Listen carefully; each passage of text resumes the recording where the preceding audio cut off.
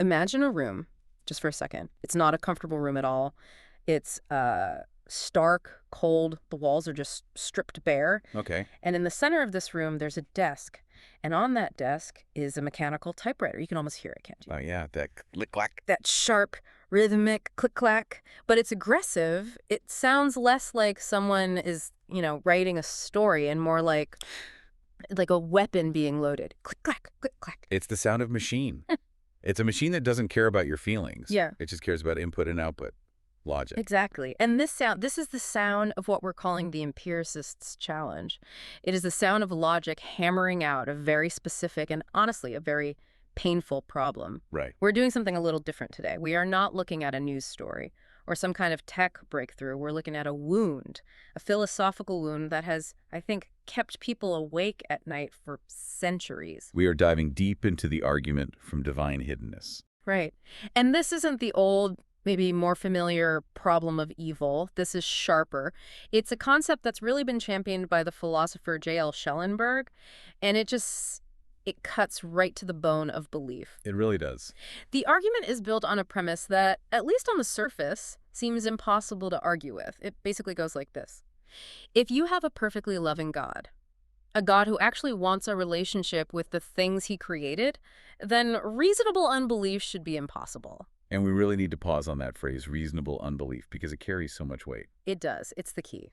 We are not talking about the person who's angry at God or, the person who's too distracted by their career to even care or someone who is willfully closing their eyes to the evidence. We are talking about the honest seeker, the person who looks up at the night sky, who reads the theology books, who sits in the total silence of their own room and just asks, "Are you there?" And what they get back is nothing. Just that silence, the silence of the sky. Precisely. So that typewriter just keeps hammering out the logic.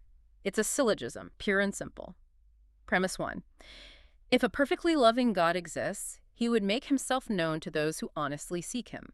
Makes sense. Premise 2. Reasonable unbelief exists. There are people, good people, who seek and do not find. And that seems undeniable, just looking at the world. So the conclusion, cold as steel, is, therefore, a perfectly loving God does not exist. It's a cosmic riddle. And it paints, it's a devastating picture, isn't it? It suggests a God who sleeps while honest travelers are lost in the dark. It implies that the silence we all experience at times is a defect. It's a failure of transmission, like a radio tower that's just fallen over in a storm. And that's usually where the conversation ends. It feels airtight. It does. But today, we're going to try to turn the page on that. We're going to look at a completely different blueprint for reality. We're going to stop listening to that typewriter for a second and start listening to something else. What's that? A pulse. A systems update, if you will. I like that. A systems update. We're going to see if we can deconstruct this entire argument using a framework that I think surprises a lot of people, the Quranic framework. And I think we need to be clear here. Before anyone tunes out thinking this is about to become a sermon, just hang on. Right. We are not doing this as a religious exercise. We are treating this as a rigorous systems analysis. We're looking at concepts like Ikhtiyar, which is free will, and Fitra, which you can think of as a kind of biological receiver. The core question being, what if the silence isn't a bug at all? What if it's a feature? What if the whole thing, the architecture of the unseen, actually requires that silence for the system to function as intended? That is the mission for this deep dive. But to get there, we have to deal with the pain first. We really have to map out what we're calling the geography of doubt. Yeah, we have to feel the full weight of the other side. This is section 1, the evidence for absence. And I have to be honest with you, the atheist argument in this particular sector isn't weak. It is heavy. It certainly is. It really relies on the sheer, almost crushing scale of non-belief throughout history and across the globe. Let's start with Jason Marsh and his argument about deep time. This is the one that really, really gets under my skin. We're so used to thinking about history in terms of, the last 2,000 years? Maybe 5,000 if you're an historian, yeah. But human beings, anatomically modern humans, people who look like us, think like us, they've been around for roughly 200,000 years. It's a time span that is almost impossible to properly wrap our heads around. It's just a number. It is, so just try to picture it. Picture the prehistoric plains, tens of thousands of years ago. You have hunter-gatherers. They are living, they're dying, they're loving, they're fearing, they're burying their children with flowers, they're looking up at the stars, terrified of the thunder. Marsh calls these the prehistoric whispers. Whispers in the dark. Yes. For the vast majority of human existence, we're talking literally 95% of our timeline on this planet, the divine invitation of monotheistic revelation as we know it was silent. So the argument is, if a specific relationship with the one God is the entire goal of human existence, why was the phone off the hook for 190,000 years? It just feels incredibly inefficient, doesn't it? I mean, think about it. If I want to invite everyone I know to a party, I don't wait until the party is almost over to start sending out the invites. You send them out ahead of time, you make sure everyone gets one. Marsh argues these are natural non-believers. It's not that they rejected God, they just never got the memo. They lived and died without ever hearing the specific message. And that directly challenges the loving attribute of God. A lover doesn't just leave the beloved in the dark for eons. It seems cruel.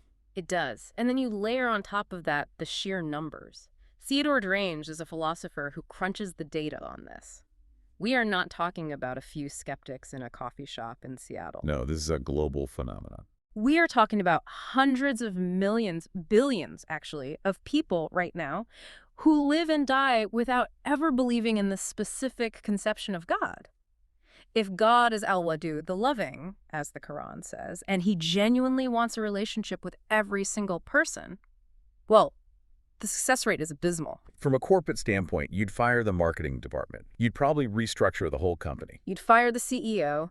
Imagine a mother playing hide and seek with her toddler. It's a game, right? It's supposed to be fun, a bonding experience. Sure. But now imagine she hides so well and stays hidden for so long that the toddler starts to get scared, then gives up, starts crying, and eventually just wanders off and forgets she even exists. That's not a game anymore. It's abandonment. That's neglect. And that is the emotional core of Schellenberg's entire point. He hones in on this specific category of person. Yeah. The non-resistant non-believer. Right. This is the person who is capable of a relationship, who isn't resisting God, who isn't hostile or arrogant. They are open. They're just not convinced. They're waiting for a reason, a good reason. And if God is Al-Qadir, all-powerful, he could convince them. No question. He could write his name in the stars. He could whisper in their heart in a way that's undeniable. And if he is Al-Wadud, all-loving, he should want to convince them. The fact that he doesn't for these specific people creates what philosophers call an incoherence. An internal contradiction in the very definition of God. It's like a cracking ancient wall. The argument claims that the core attributes of God, his love, and his power are collapsing in on themselves under the weight of this silence. And Stephen Mason adds another layer to this, which I find fascinating. He calls it the demographics of silence. The geography of faith. Exactly. Faith looks like a map of cultural borders. If God's existence were a universal, objective truth, like gravity, it shouldn't matter if you were born in 12th century France or 21st century Japan. Gravity works the same way in both places. It's a constant. But belief is geographic, it's tribal, it's cultural. That suggests it's a human construct, not a divine reality. So, okay. The verdict from the empiricist's perspective, from the sound of that typewriter, is clear. The transmitter is broken. Or, more likely, there is no transmitter at all. The silence is just silence. Emptiness. And that's a heavy place to be left, in that cold room with the typewriter. It is, but you're here to tell me that the error isn't in the transmitter. You're saying the error is in how we've defined the variables in the equation. Precisely. We need to initiate that systems update. The whole conflict, the whole incoherence arises because we are projecting a very specific, very human definition of love and presence onto the divine. We're anthropomorphizing the architect. We're making God in our own image. We assume he loves like we love. We assume he needs what we need. And what we need, or think we need, is constant validation, constant presence. We assume that divine love must equal human emotional openness. We think if you love someone, you have to make yourself undeniably present to them at all times. You text them back immediately. You're always in the room with them. But that's not the model we're working with here. Not at all. Let's look at the source material. In Islamic theology, one of the primary names of God is Al-Wadud. Which we translate to the loving, right? It doesn't translate it that way, but English is a bit clumsy here. It loses the nuance. Let's unpack the Arabic root, WDD. It implies active favoring. It implies beneficence and care. But what's crucial to this entire analysis is that it's always understood through the lens of another name, Rab. The Lord or the sustainer? Yes, the sustainer. The love of God in this framework is the love of a provider who acts for the ultimate benefit of the beloved, not for the immediate emotional satisfaction of the lover. It's not a needy love. Okay, that sounds a bit clinical. Ultimate benefit. How does ultimate benefit explain the silence? How does it possibly benefit me to not know if you exist? Well, think of a parent and a child learning to walk. A loving parent sometimes has to restrict access. A loving parent sometimes has to stay in the background, a few feet away, to allow the child to learn to find their balance. Because if the parent is always holding the child's hands, If the parent carries the child everywhere, sure, the child feels constantly safe and held, but the child's muscles never develop. The child never learns to navigate the world on their own. The short-term comfort prevents long-term growth. so the distance is deliberate, it's pedagogical. The distance is not a lack of love, it is a requirement for growth. It is a pedagogical silence, a strategic absence designed to foster strength and independence. So the hiddenness is a strategy, it's a choice. It is a calibration. And this brings us to two other critical attributes that always work in tandem with love. Al-Hakim, the all-wise, and Al-Aziz, the almighty or the powerful. The power and the wisdom. Right. There is a verse in the Quran, it's in Surah Luqman, verse 27, that tries to give us a sense of the bandwidth of God. It says, "And if all the trees on earth were pens and the sea were ink, with 7 more seas added to it, the words of Allah would not be exhausted." That is a staggering image. I'm just picturing every forest on Earth turned into pencils and the entire Atlantic Ocean turned into an inkwell. And it's still not enough. It illustrates that God's capacity to communicate is infinite. If he wanted to write, "I am here" in the stars, in every language, so that every human being saw every single night, he could. There's no question. He has the power, Al-Aziz, to do that. So the fact that he doesn't isn't a lack of power. It's a choice made by Al-Hakim, the all-wise. The non-obviousness is a deliberate setting on the cosmic broadcast. It's a feature, not a bug. But this brings us right back to the central, most difficult problem. Why? Why choose that setting? If I'm a systems architect and I'm designing a critical communication system, I want 100% signal clarity. I don't want any static. Why would God choose a setting where millions of people doubt his very existence? Because of the primary design constraint. And this is the pivot point of the entire discussion. This moves us to section 3. The core conflict, as this framework sees it, isn't really between atheism and theism. What is it between them? It's between certainty and freedom. Freedom, you mean Ikhtiyar. Ikhtiyar, free will. But we need to be careful. This isn't just picking a flavor of ice cream, free will. This is about moral agency, the capacity to make a meaningful, ethically weighted choice. Okay. The source material argues that if God appeared in what one poet called glory's blinding ray, our choice would be completely shackled. Shackled how? I would think that if I see the truth with my own eyes, that makes me more free, not less. Does it? I mean, let's play this out. Imagine if the sky ripped open right now. The ceiling of this studio just dissolves, and a booming voice announces the 10 Commandments, and a bolt of lightning strikes a tree outside just to prove the point. Would you believe in God? I mean, yeah, of course. I'd be on the floor shaking. I'd be terrified not to. Exactly, you would be terrified not to. But would that be a moral choice? Or would it be a forced conclusion? A forced conclusion, I see. You don't choose to believe in gravity. You just accept it. Because if you step off a ledge, you fall. You have no real option in the matter. If God's reality were that overwhelming, belief would become involuntary. It would be a reflex, not a choice. And a reflex has no moral weight. That's the classic puppet analogy, isn't it? A robot can be programmed to execute commands like be good, but it can't actually be good. It can't love. A puppet moves, but it doesn't choose to move. And the Quran is incredibly explicit about this being the very purpose of the simulation we're in. Surah Al-Mulk, chapter 67, verse 2. He who created death and life to test you, as to which of you is best indeed. To test you, the purpose isn't comfort. It isn't clarity or obviousness. The purpose is distinction. Distinction, what does that mean? To distinguish who is best indeed. To separate out those who will choose the good even when it isn't easy or obvious. Who will trust in al-ghaib, the unseen, when the immediate, tangible reward isn't visible. So the hiddenness is what preserves moral agency. It creates the conditions for virtue to actually mean something. It allows virtue to pierce the gloom. Without the gloom, there's nothing to pierce. I see where you're going with this. If God were completely obvious, the test would be broken. It would be like a teacher giving you the answer key along with the exam paper. You'd get an A+, sure, but you wouldn't have learned a single thing. Yeah. And more importantly, you wouldn't have demonstrated any character. And the text talks about this choice, right? The two highways. Yes. In Surah Al-Balad, chapter 90, verse 10, It says, "We have been shown the two highways, the ascent, the difficult, steep path of virtue, and the low, easy road of vice. This binary choice, for it to be a real choice, requires ambiguity." Explain that a bit more. Why does it require ambiguity to be meaningful? Well, imagine if the destination of the ascent was clearly, visibly paradise. Like you could see the gates and hear the music from the bottom of the hill. Okay. And the low road was clearly, visibly hellfire. You could feel the heat, you could hear the screams. Which path would you take? I'd take the ascent, obviously. Everyone would. Everyone would. Even the most selfish, corrupt, narcissistic person on earth would take the ascent, not out of love for God or goodness, but out of pure, rational self-preservation. Right. It wouldn't be about being good. It would just be about being safe. It would lose all its moral significance. Exactly. Yeah. But to choose the ascent when the destination is hidden, when the path is steep and dusty and the reward is not guaranteed by your immediate eyesight, that requires trust. That requires faith. That requires character. That is what creates the distinction the verse talks about. Okay, I follow the logic. I do. Hiddenness creates the necessary space for free will to operate. It protects the integrity of the moral choice.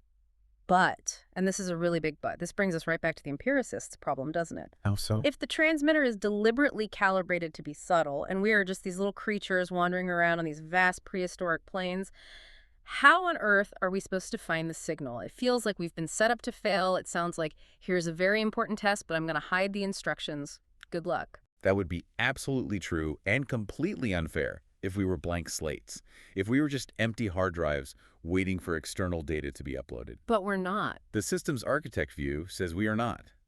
We come with pre-installed hardware. This is section 4, the biological receiver. You're talking about Fitra. I'm talking about Fitra. Now, we have to be very, very careful here. This concept is often translated in English as instinct or intuition, which makes it sound fuzzy. It sounds like a vibe. You know, I just have a feeling there's a God. That's not what the text is claiming. Yeah, because feelings change by the hour. I feel hungry, I feel tired, I feel happy. That's not a reliable basis for ultimate truth. Correct. So let's be more precise. If we look at the linguistic root of the word eftara, it means to tear asunder or to create for the first time. It implies a first digging. The first digging, that sounds structural, that sounds foundational, like breaking ground on a new building. It is. Fitra is described as the law of creation. It is the factory setting of the human being. So it's not just a feeling, it is a faculty of reason. It is a built-in cognitive tool designed to scan reality and detect a certain pattern. Like a pre-installed app on a smartphone. I'd say it's deeper than that. It's more like the BIOS or the operating system itself. The hardware specs of the human mind are designed to detect what can be called the law of origination. Okay, what's that? Just as your eyes are designed to detect light waves and your ears are designed to detect sound waves, your Fitra, your rational core, is designed to detect the signs of a creator. It is a rational testimony, not an emotional one. So let me see if I've got this straight. When I look at a complex building, I don't need to see a photograph of the architect hanging in the lobby to know there was an architect. All right. The building itself, the structure, the plumbing, the electrical, the design, all of it proves the existence of an intelligent designer. You're saying my mind is hardwired to make that same logical leap when I look at the universe, that my brain is built to make that connection. That's it, exactly. The inference is built in. And the Quran actually addresses this very directly in a famous verse in Surah Al-Araf, chapter 7, verse 172. It describes something called the covenant. Right. It says that God brought forth the descendants of Adam from their posterity and made them bear witness against themselves, asking, "Am I not your Lord?" And they all replied, "Yes, we bear witness." Now, hold on. That's always sounded like some kind of mystical pre-existence ghost meeting to me. Like, do you remember that meeting we all had in the clouds before you were born? Because I certainly don't remember being asked that question. And that's a common misunderstanding. But look at the specific phrasing in the Arabic. Min zuhuhim. It means from their posterity, or more literally, from their loins. It implies a generational unfolding, not a single event in the past. So it's not a memory. It's not necessarily a memory of a meeting. Many scholars interpret it as the ontological DNA that is passed down in every single human generation. The covenant is the functional design of your mind. It is the factory setting. When that mind operates correctly, without viruses, without malware, it recognizes the lordship of its creator. This completely changes the innocent non-belief argument we started with. And it dismantles it. The rebuttal from this framework is that there is actually no such thing as passive non-belief. If the receiver is built in, if the software is running by default, then not hearing the signal isn't a lack of broadcast. It's a jamming signal. Someone is interfering with the reception. Exactly. And what's the jamming signal? This brings us to the etymology of the word kufr. We translate it as unbelief or infidelity, but that's not what it literally means. In Arabic, the root word kufr means to cover up. To cover up? Yes, like a farmer covering a seed with soil. In fact, one of the classical Arabic words for a farmer is a kafir one, who covers the seed. To cover something up. That implies an active action. You have to do something to cover something. It's not passive. Precisely. It is an act of suppression. Yeah. The signal is coming in, the fitra is buzzing, the logic is holding, but something else gets in the way. The ego, kib, or heedlessness, kafla, acts as noise, as static, jamming the frequency. You're actively burying the signal that's already there. Wow. That is a provocative idea. It suggests that the atheist isn't someone who looked for God and found nothing. It suggests they're someone who is looking, seeing something on a fundamental level, and then actively looking away, or burying what they see. Or covering the lens of their own receiver. The Quran uses these very stark phrases like calling some people deaf, dumb, and blind. Now, on the surface, that sounds like a terrible insult. It does. But in this systems architect framework, it's not an insult, it's a technical diagnostic. The hardware, the physical eyes and ears and brain is perfectly fine. But the user has turned off the input. They have muted the notifications. As the text says, they are convinced within themselves, but they reject it out of pride or some other motive. Exactly. The hardware is functional, but the software is being actively blocked by the user. Okay, so we have the receiver, which is the fitra. We have the interference, which is kufr, the act of covering up. But let's talk about the signal itself. You said the transmitter isn't broken, so what are we supposed to be tuning into? If God isn't writing his name in the stars, where is he writing? This moves us to section 5, right? Yes, the signal is the ayat, the signs. And we keep coming back to that hidden architect analogy. You don't prove his existence by finding his portrait in the lobby. You look at the joints of the building, the perfection of the design. Right. You look at the perfection of the corners, the elegance of the structure, and the source material breaks these signs, these ayat, down into 3 distinct layers. You can think of them as 3 different frequencies you can tune into. So layer 1. Layer 1 is the cosmos, the external, the hum of the cosmos, as you called it. It's the alternation of night and day, the impossibly complex star charts. The Quran refers to the sky as a canopy well guarded, a direct reference to the atmosphere protecting us from cosmic radiation. So it's the big picture stuff. It's the macro evidence. Well, there's a verse in Surah Fusilat 41.53 that says, "We will show them our signs in the universe and within themselves until it becomes clear to them that this is the truth." So that's the first part, the universe. It's the fine-tuning argument, essentially. Which leads to layer 2, the self. Within themselves. Exactly. The internal, the staggering complexity of the biological system, the trillions of synapses firing in our brains as we have this conversation, the very existence of consciousness that allows you to even ask these questions in the first place. It is the manifested dream within you, the fact that you have a moral compass at all. Where did that come from? And then there's layer 3. Layer 3 is the text, the Quran itself. But notice how the Quran refers to itself. One of its primary names is dikh, which means the reminder. A reminder. That word choice is so specific and so important. It implies you already know this information on some level.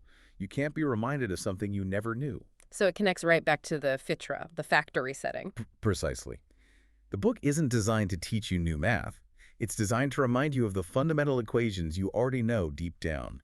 It's supposed to resonate with that pre-installed software and wake it up. And the argument for its divine origin is about consistency. That's a big part of it. Surah An-Nisa 4.82 poses a direct challenge. If it were from other than God, they would have found therein much discrepancy. The claim is that over 23 years of revelation, in all sorts of different circumstances, it maintains perfect internal consistency. And the sources also mention these little watermarks of the architect, don't they? Things like scientific allusions to embryology or the expanding universe or the water cycle things that a man in the 7th century desert shouldn't have been able to know. These serve as validation codes. They authenticate the message for a later, more scientifically literate audience. They act as a kind of timestamp to prove the source is outside of time. But here is the most crucial point, especially when we're talking about the empiricist. What's that? This framework, Islam, it demands reason.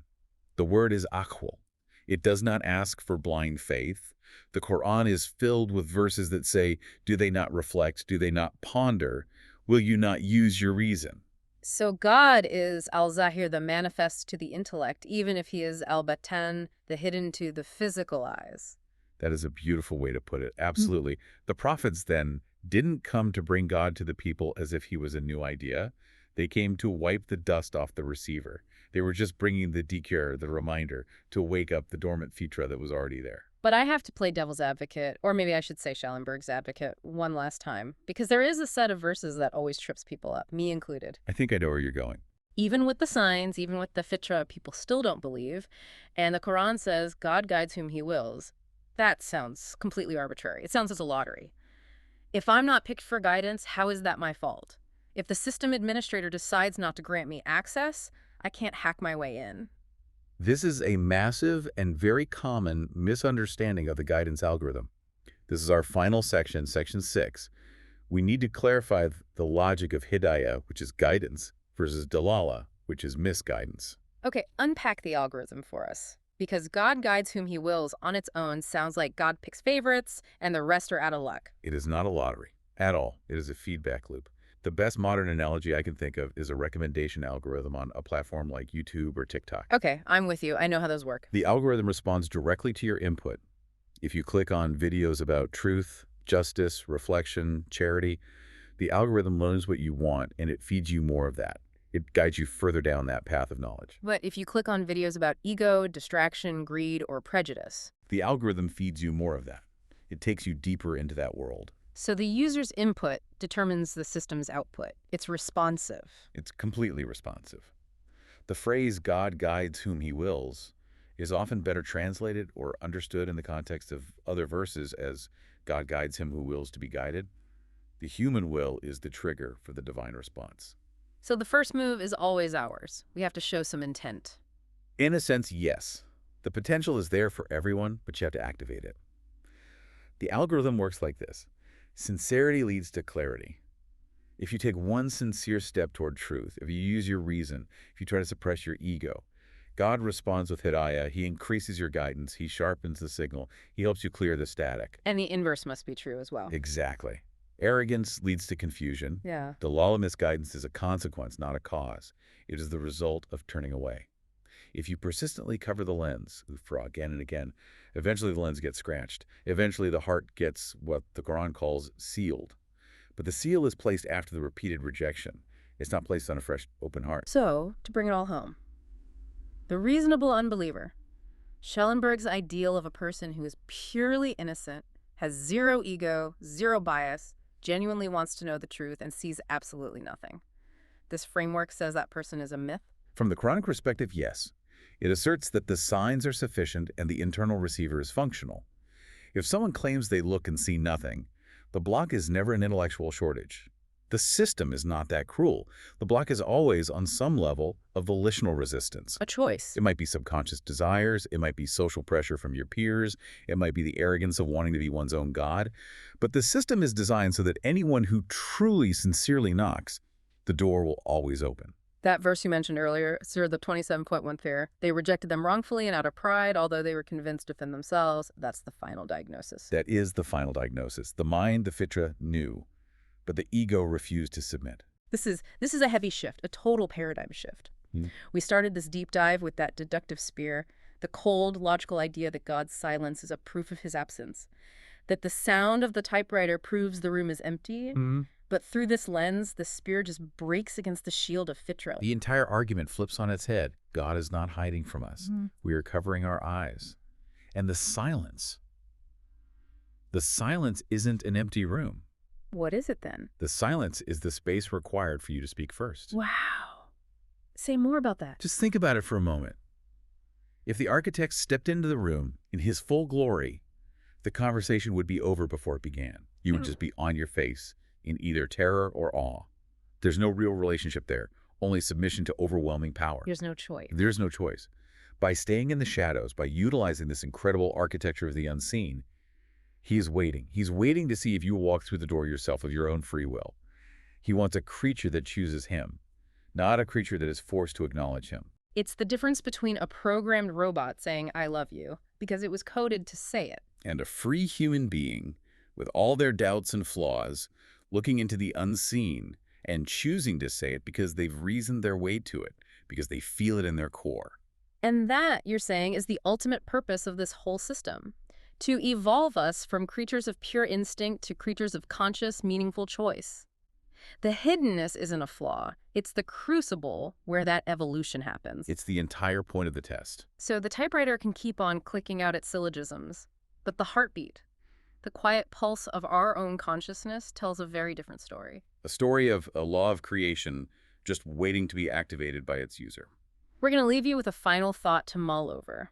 Something that wasn't explicitly in the sources we looked at, but feels like the logical destination of this whole journey. Perhaps the silence isn't just a test of your sincerity. Perhaps the silence is actually a form of respect, a profound respect for your dignity as a conscious, free-willed being. A God who stays silent is a God who listens. And if he's listening, maybe it's your turn to say something. This has been The Deep Dive. Thanks for listening to The Silence with us. Until next time, keep digging. See you on the ascent.